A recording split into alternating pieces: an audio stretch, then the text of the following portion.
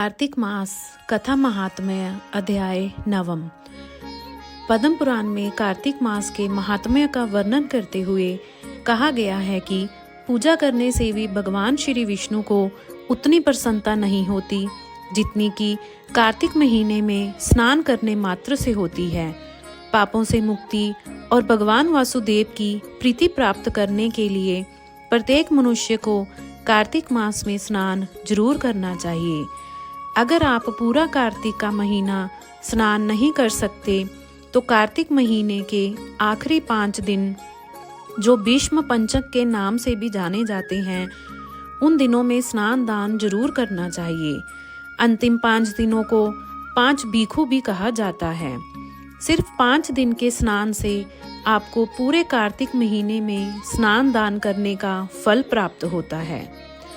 अब श्री गणेश जी का और अपने गुरुजनों को याद करते हुए कार्तिक मास महात्म्य का 9वां अध्याय शुरू करते हैं। 3 लोक 14 भुवन तेरी जय जयकार, हे गणपति गण देवता हर लो दुख अपार। बोलो गणेश जी महाराज की जय। कार्तिक माह महात्म्य के अध्याय 8 में हमने अहोई अष्टमी की महिमा के बारे में जाना था। आज 9वें अध्याय में हम तुलसी महारानी की पावन कथा के बारे में जानेंगे और जानेंगे कि तुलसी माता वृक्ष के रूप में कैसे उत्पन्न हुई और श्री हरि विष्णु को ये सबसे प्रिय क्यों है। तो एक जयकारे के साथ शुरू करेंगे। बोलो कार्तिक के ठाकुर की जय, तुलसी महारानी की जय। जो पढ़ेगा सुनेगा इसे वह होगा भव से पार, श्री हरि कृपा से सुना रही 9वें अध्याय का वृतांत। बोलिए श्री कार्तिक महात्म्य की जय। राजा पृथु ने कहा, हे मुनि श्रेष्ठ नारद जी, आपने कार्तिक माह के व्रत में जो तुलसी की जड़ में भगवान विष्णु का निवास बताकर उस स्थान की मिट्टी की पूजा करना बतलाया है, अतः मैं श्री तुलसी जी के महात्म्य को सुनना चाहता हूँ। तुलसी जी कहाँ और किस प्रकार उत्पन्न हुई, यह बताने की कृपा करें। नारद जी बोले, राजन, अब आप तुलसी जी की महत्ता तथा उनके जन्म का प्राचीन इतिहास ध्यान पूर्वक सुनिए।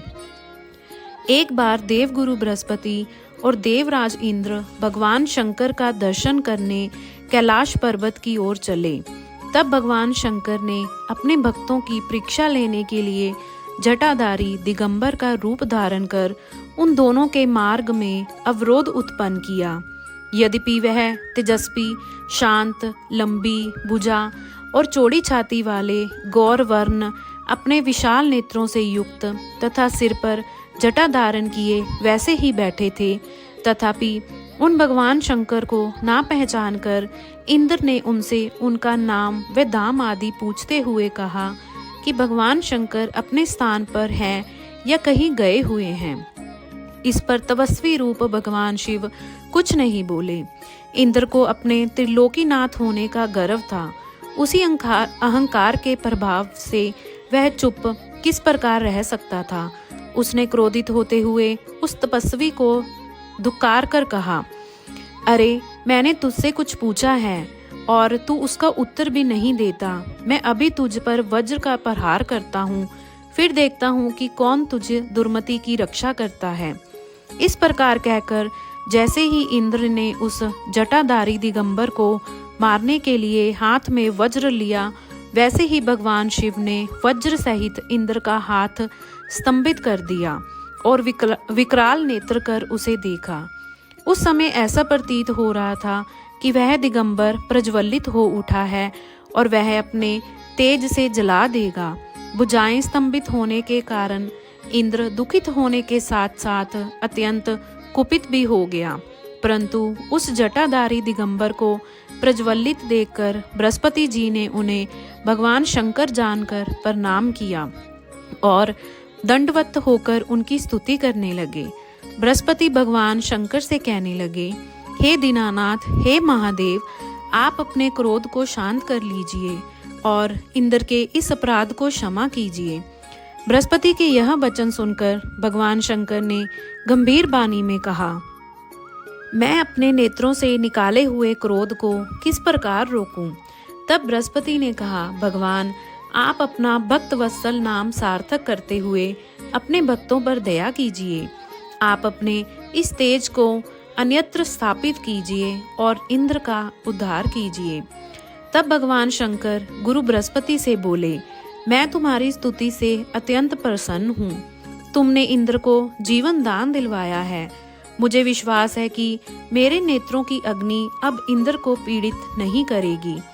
बृहस्पति से इस प्रकार कहकर भगवान शिव ने अपने मस्तक से निकाले हुए अग्निमय तेज को अपने हाथों में लिया और फिर उसे क्षीर सागर में डाल दिया। तत्पश्चात भगवान शंकर अंतर्ध्यान हो गए। इस प्रकार जिसको जो जानने की कामना थी उसे जानकर इंद्र तथा बृहस्पति अपने अपने स्थान को चले गए। कार्तिक मास महात्म का 9वां अध्याय यहीं पर समाप्त हुआ। अगले अध्याय में हम श्रवण करेंगे कि कैसे भगवान शिव ने जालंधर का वध किया। तब तक के लिए अगर आपने वीडियो को अभी तक लाइक और चैनल को सब्सक्राइब नहीं किया है तो अवश्य कर लें और आपका साथ और सहयोग ऐसे ही बनाए रखें। अगर आप वीडियो के प्रति कोई भी सुझाव देना चाहते हैं तो कृपा करके कमेंट बॉक्स में ज़रूर लिखें। धन्यवाद। जय श्री कृष्ण। राधे राधे।